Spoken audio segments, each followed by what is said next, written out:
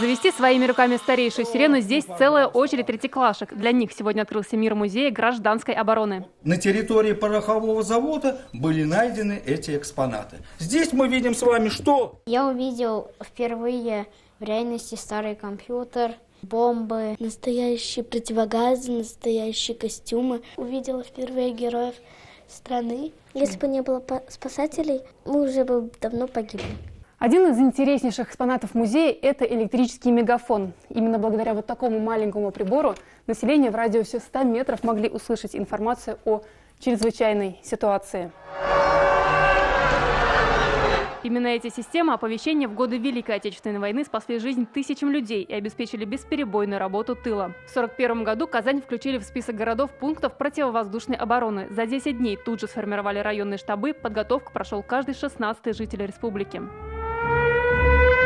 Особый вклад ТАССР в военные годы – это сооружение Казанского обвода. За 4 месяца более 1 миллиона человек построили защитный рубеж от противника для Мордовии, Мариэл и Чувашии.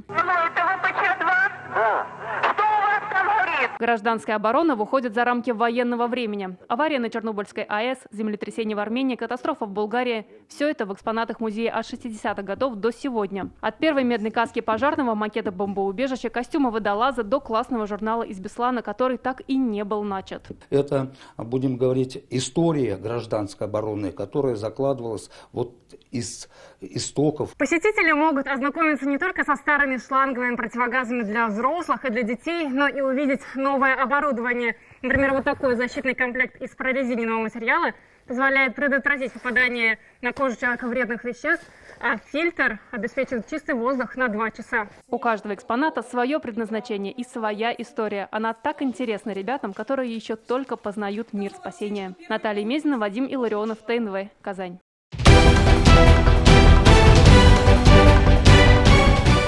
Все новости дня, выпуски программы «Новости Татарстана», программы и фильмы на сайте tnv.ru и на YouTube-канале ТНВ.